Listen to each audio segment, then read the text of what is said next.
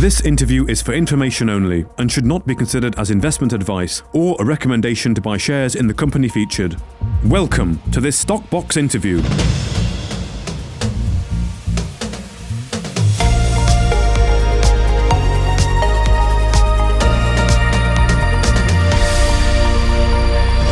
Joining us today is Jonathan Owen, the CEO of Metals One. Thank you very much for joining us today. Jonathan, how are things?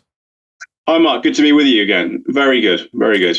Well, thank you for joining us. We're going to be talking today about the news, of course, the results of drilling at Black Schist. Now, last time we spoke, which was before Christmas, we spoke about the completed drilling campaign and how well that went with the expected results due Q1, which have now arrived, and the objective to confirm the structure and the potential to host that Tal Vivara style type nickel, copper, cobalt, zinc mineralization.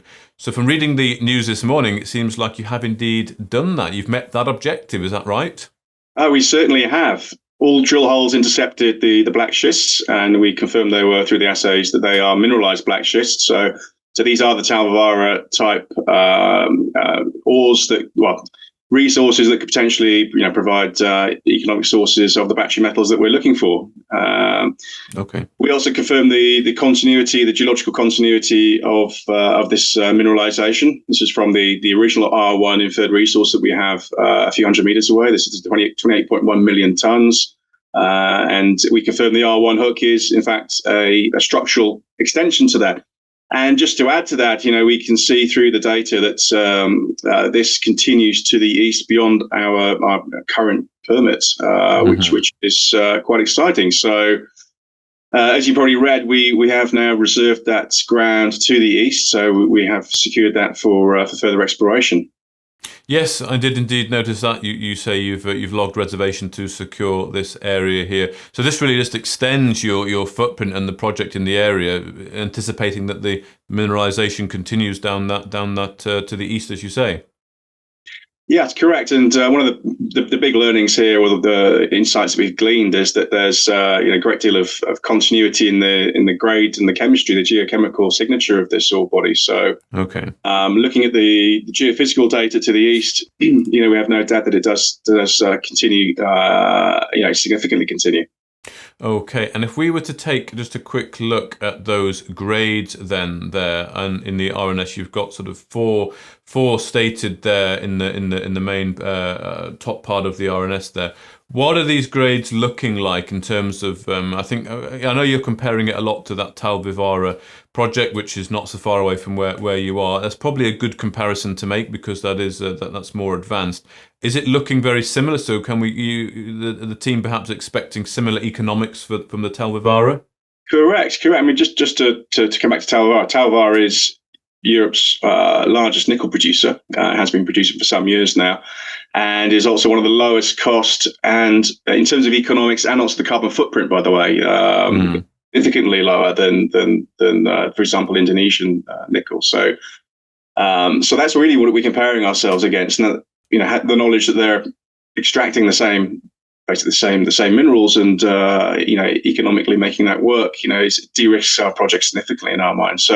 So we are hitting the grades that Tal Vivara are mining. So a couple of highlights there on the press release of 0.18% nickel in hole 2, hole 3, 0.22% nickel, and it goes on through all 8 holes. So very, very exciting.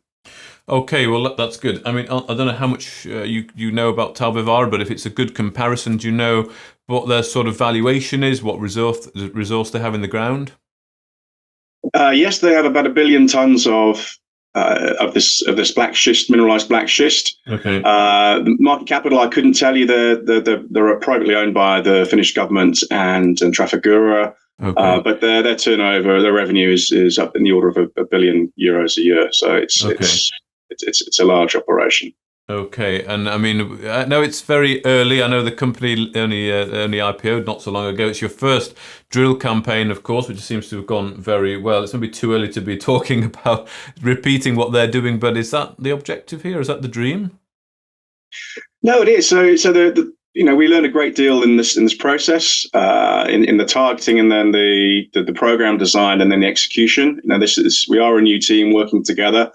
So I'm really pleased that, we've ticked all the boxes. The team delivered on time, on schedule, on budget, without incident, but also working closely with the local community, which is so important in these times. And for me, I'm very pleased. So we take the learnings, we update our understanding and our model, our prospecting model, if you want to call it that, and we apply that to then the targeting we're doing on a more regional basis.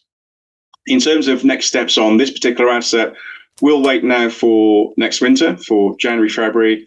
This ground that we spoke of to the east is slightly boggy. We prefer to wait for that to be frozen before we move rigs onto there. In the meantime, our focus now turns to other targets, such as the P5 target up at Baltimore, where we've got the York exploration target, and we'll look to elevate that now in terms of volume and confidence.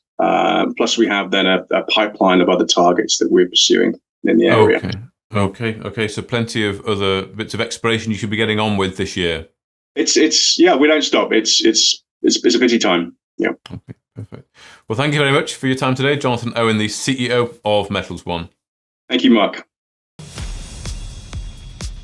If you enjoyed this interview, then give us a thumbs up, a like or a retweet. Subscribe to us on YouTube or follow us on Twitter and hit that notification bell to be the first to know when we release new content. There's loads of great content on our website too, across all our programs at stockboxmedia.com. Thank you for watching.